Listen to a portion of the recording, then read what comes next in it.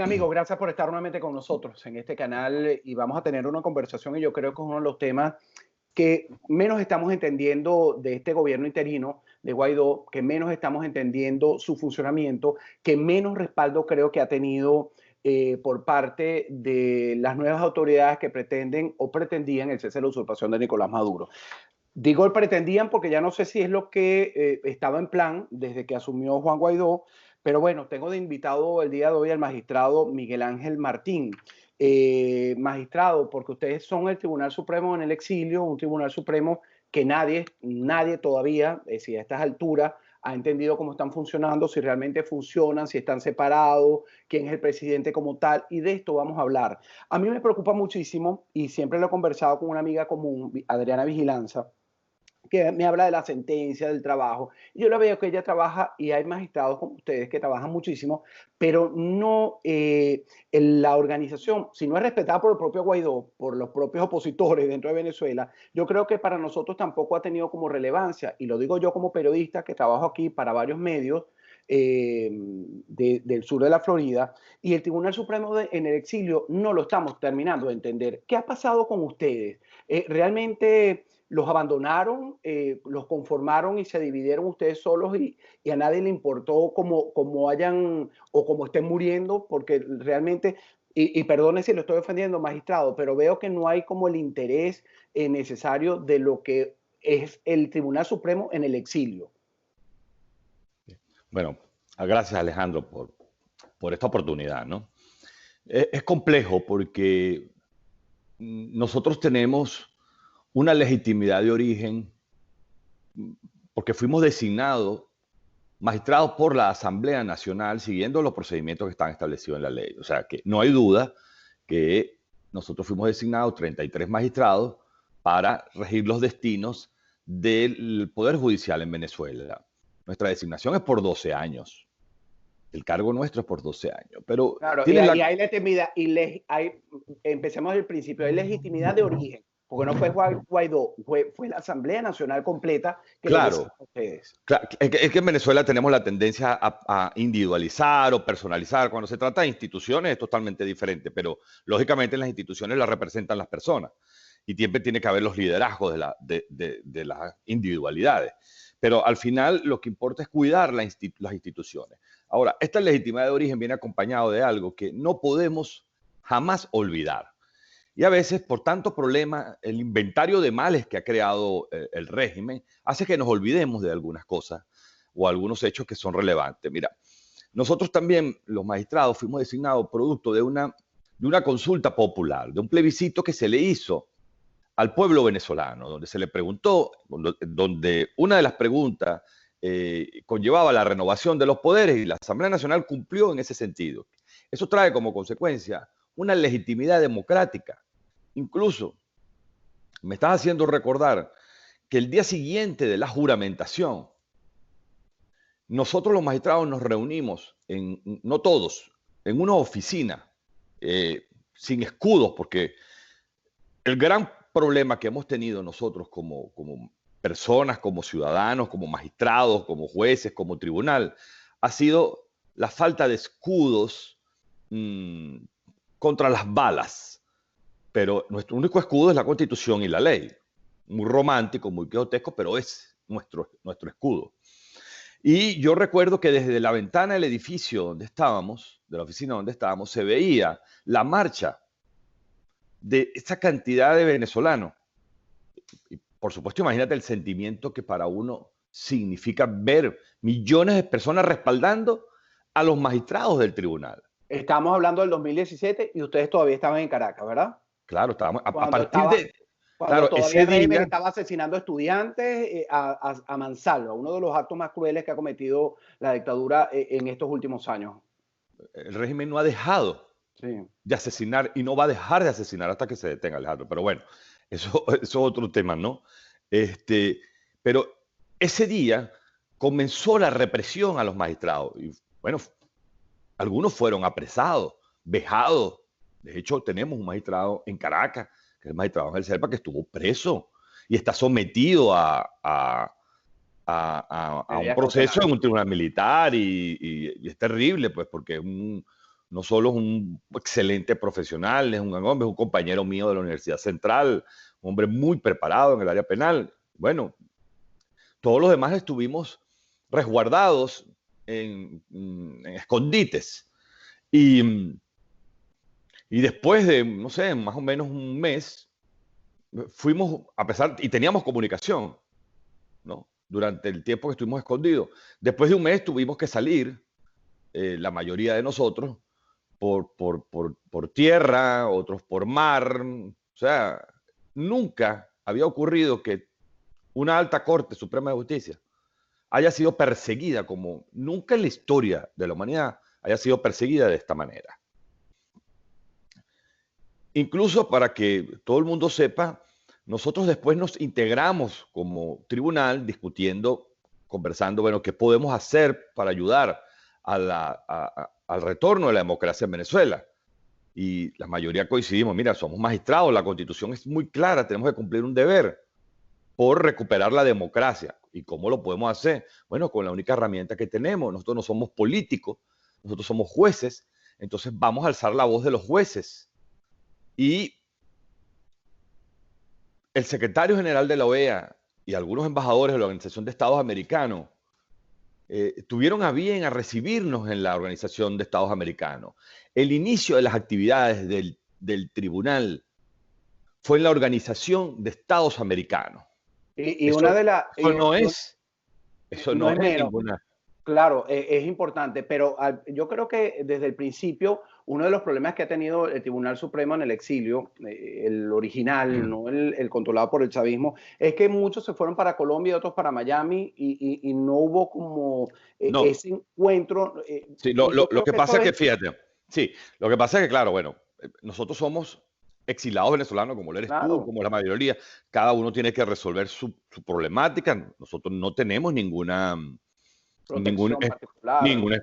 particular, muchos no tenemos estatus migratorio, no tenemos seguridad social, o sea, eso es una realidad personal, familiar, que es muy dura, pues, como todo exiliado, somos más, lo que pasa es que nosotros somos jueces y no lloramos estos problemas porque lo que estamos buscando es, estamos enfocados en una causa y Ojo, las... magistrado, yo no estoy responsabilizándolo a ustedes, yo estoy tratando de entender como No, no ciudadano está bien, qué yo te fue lo que agradezco porque pasó y es normalmente, necesario hacerlo. sí, gracias, más bien te lo agradezco yo a ti porque me das la oportunidad de decir cosas que las pienso, a veces no las digo o no las he querido decir. Hoy he querido decírtela, pero no, el día que nos íbamos a integrar en la OEA, días antes, bueno, tuvimos y lo voy a decir con franqueza, hubo una intromisión para que, para que eso no se realizara. Y estaban buscando que no existiera quórum en el acto de la OEA, ¿De parte de quién? de parte de actores políticos. Yo voy a reservarme mi nombre porque el día que regrese la democracia, ¿verdad? Y tengamos nosotros todos los poderes funcionando, los órganos de investigación, los órganos del Ministerio Público, los órganos tribunales, bueno, tendrá que hacerse todas las investigaciones. ¿Ves? Pero opositores, aunque no me dé nombre de opositores. Sí, de opositores, Bueno, ¿no? entonces estamos involucrados Julio Borges, aunque tú no me lo Sí. creas, Carlos No, Beto, no, toda esta gente que no, en representaba, ese momento, que es necesario no, saberlo es que no que no se estaban, sienta porque ustedes no están funcionando como tal. sí, es que en ese momento muchas de estas personas que tú estás mencionando no estaban en la escena. ¿Quiénes estaban? Por lo El, menos de el, varios nombres el y uno ma- el diputado Julio Borges era presidente de la Asamblea Nacional y él envió una comunicación a mi persona felicitándonos como tribunal, no como magistrados separados, como tribunal. pero él Y toda quería la que se comunicación. juramentaran o fue uno de los que puso piedra para que no se diera No, información en la no OEA. para nada. Él no puso piedra. Incluso el diputado Freddy Guevara colaboró institucionalmente, dándonos un respaldo. En eso no tuvimos problemas. Fueron individualidades. Yo no sé si son opositores. Yo le digo chavistas vestidos de azul, ¿verdad? Yo le digo chavistas vestidos de azul, infiltrados, no sé, gente que tiene intereses particulares, que no tienen primero, Alejandro, Bueno, pero la que fueron causa tan Venezuela. poderosos que los dinamitaron desde ese primer momento. No, bueno, sí, ellos trataron de convencer a algunos compañeros de que si ellos iban a la OEA, entonces iban a perder algunos que tenían un estatus de refugiado, ¿no? Estos magistrados estaban en Colombia. Y siguen algunos todavía en Colombia. Y Es decir, que además no fueron chavistas, pero los amenazaron en perder eso que es tan necesario como usted lo relataba al principio, una estabilidad para ustedes y su familia. Si ustedes no tienen la estabilidad, por supuesto, no podían actuar como magistrados y el rol que les estaba encomendando la sociedad. sí, pero no nos hemos detenido a pesar de la adversidad. A veces hay cosas que no se ven, pero ahí están y se van. Las consecuencias están ocurriendo, están sucediendo. La voz de un magistrado y de un cuerpo colegiado, así esté atomizado, así esté golpeado, ¿verdad? Funcionalmente, no está golpeado moralmente. Y en la dignidad. Y en eso nos basamos. Te dije que ese es el mayor escudo que hemos encontrado. Mm, Nosotros, vista esta situación, hicimos una acción inédita y fue que nosotros teníamos magistrados, 5 magistrados que estaban en la Embajada de Chile en Caracas, teníamos uno que estaba en la Embajada de México, teníamos uno que estaba en la Embajada de Brasil y teníamos 4 en la Embajada de Panamá. Nosotros sacamos a todos esos magistrados. Y cuando decimos que nosotros los sacamos, es que fuimos a las embajadas y con ayuda de personas de la causa, los magistrados salieron en las madrugadas, pasaron la frontera, los que tenían visa pudieron viajar a los Estados Unidos y participar en la OEA. Es decir, ellos al día siguiente ya estaban, de haber escapado, que fueron, cada uno es una historia diferente, ¿no? Al día siguiente ya estaban montándose en un avión para ir para estar en Washington. Para estar en Washington. Y entonces, por eso es que los venezolanos pudimos ver toda esa cantidad de magistrados, no estaban todos, toda esa cantidad de magistrados en el acto de inicio de nuestras actividades. Y rápidamente, para atajar el tema de lo que es el tribunal. El día de la juramentación, yo te voy a pasar este documento. Hubo un documento de 2 páginas donde está escrito el fin para el cual fue creado el tribunal. Creado no, el fin para el cual el tribunal iba a funcionar excepcionalmente, porque nosotros no estamos ni en la esquina de Dos Pilitas en Caracas, Claro. Ni tenemos el inmueble, el edificio, ni tenemos... Nosotros estamos igual que como está el resto de los poderes en Venezuela que están en manos de la fuerza de la democracia, porque en la Asamblea Nacional, lamentablemente, vemos que ellos tampoco tienen el control de... Bueno, no lo consigo. Sí, del espacio físico. Pero, sin embargo, en esa oportunidad se anunció al país que nosotros íbamos a trabajar en 3 sentidos, en 3 ejes. Uno, ejes temáticos. 1, violaciones graves de derechos humanos. Y fuimos mutando, comprendiendo el problema y nos dimos cuenta que en Venezuela no hay violaciones de derechos humanos. En Venezuela hay violaciones sistemáticas y generalizadas de derechos humanos, que es peor. La otra línea de acción era los delitos de lesa humanidad. Y nos hemos dado cuenta que en Venezuela hay un delito continuado de lesa humanidad. Es decir, Alejandro, si nosotros los venezolanos no logramos salir del régimen, no va a detenerse los delitos de lesa humanidad. Y solamente con ver los números, lo que ha ocurrido desde el 2010 hasta la fecha, y eso lo puedes ver en todos los informes de la Comisión Interamericana de Derechos Humanos, o revisar en los últimos informes de los últimos 6-7 años del Alto Comisionado de Derechos Humanos, o el informe de la Comisión de la Unión Europea, te das cuenta inmediatamente que Venezuela tiene que prenderle las alarmas a cualquier país que quiera, que tenga la sensibilidad por los ciudadanos de un país, como es el caso nuestro. El nuestro es una tragedia. Nosotros somos un país en ruina. Venezuela es un país en ruina. No, y el más pobre en Latinoamérica, según este estudio de la Católica. Claro. Esa es la segunda línea. Entonces, esa es la segunda línea.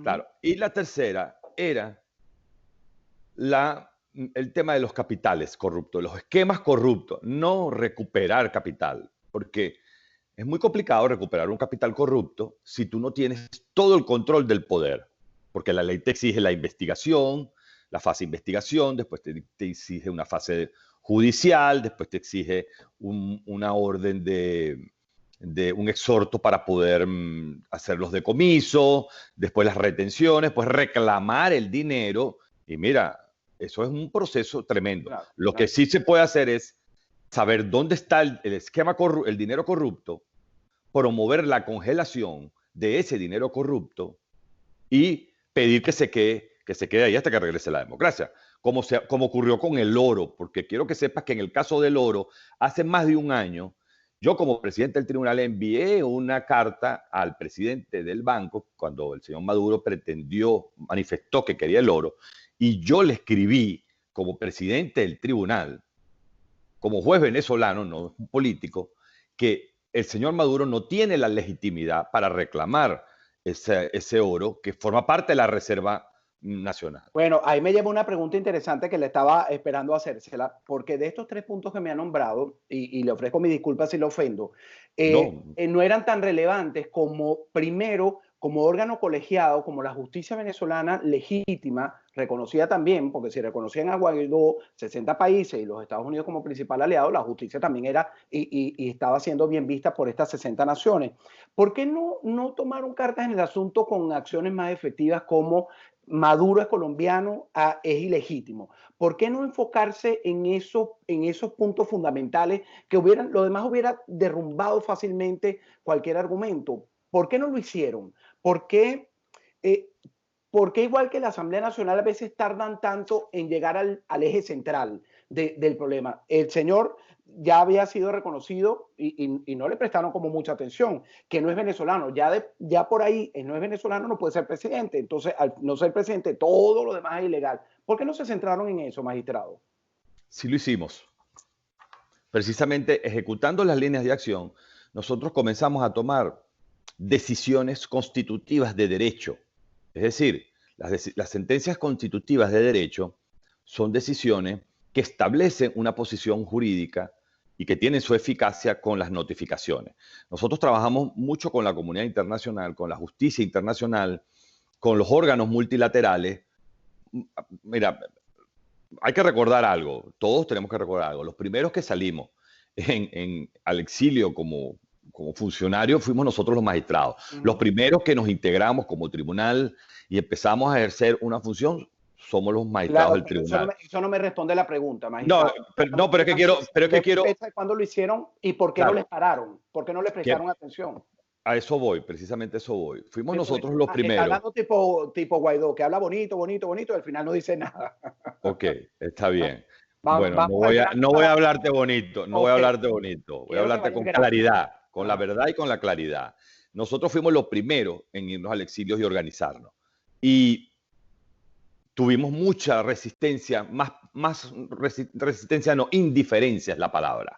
Nosotros hemos luchado con la indiferencia de las instituciones venezolanas, no con los diputados, porque la mayoría de los diputados han estado con nosotros y el país también, pero sí no hemos tenido un apoyo institucional como debería ser, porque se argumentaba no es posible que haya un Tribunal Supremo de Justicia en el exilio. Pero hoy en día hay un procurador general, una Procuraduría General en el exilio, hay una Fiscalía General en el exilio, hay una Contraloría General en el exilio, hay una Junta de PDVSA en el exilio, claro. Hay una Junta de Bandes en el exilio. ¿De quién fue la indiferencia en el tema de la ilegitimidad del presidente del dictador Nicolás Maduro? ¿De quién fue la indiferencia? ¿Del propio Guaidó, de su entorno? No, es que Guaidó no estaba en ese panorama. El presidente Guaidó no estaba en ese panorama porque nosotros comenzamos a realizar unas sentencias puntuales. Por ejemplo, la primera sentencia de nosotros se declaró el fraude constitucional de la Asamblea Nacional Constituyente. Okay. ¿Quién fue indiferente con esa sentencia? Deme nombres, necesito nombres. Nadie, porque todo el mundo estaba de acuerdo que la Asamblea Nacional Constituyente era un fraude inconstitucional. Nosotros le pusimos el elemento, no es inconstitucional. Nada más, es un fraude constitucional porque tiene un propósito que no es redactar una constitución, sino tiene un propósito de controlar el poder del Estado. Claro. Y el tiempo nos ha dado la razón. Claro. Con esta sentencia nosotros lo enviamos al Parlamento Europeo. Yo estuve en el Parlamento Europeo, yo he estado en el Senado español, en el Senado chileno, en el Senado colombiano, por supuesto en el Senado norteamericano. Hemos ido a cada uno de los organismos multilaterales, a las Naciones Unidas, a la Organización de Estados Americanos, para desmontar jurídicamente toda esta estrategia que siempre ha tenido el régimen de destruir las instituciones y la institucionalidad dentro de la misma institución, creando órganos paralelos. Ese fue uno. El segundo caso, ese fue el 25 de octubre de 2017. El segundo caso fue el 15 de noviembre de 2017 con la ponencia de la magistrada Lenis del Valle Rodríguez Martínez. Este es un caso muy importante. Ella está en Chile, en donde se hizo un estudio. Todas nuestras sentencias son a solicitud de los venezolanos. Todas. Se hizo un estudio. Esta es una solicitud que hicieron la Federación Interamericana de Abogados, entre otras ONG que solicitaban ese 15 de noviembre, ¿qué decían? Que se declara la emergencia humanitaria.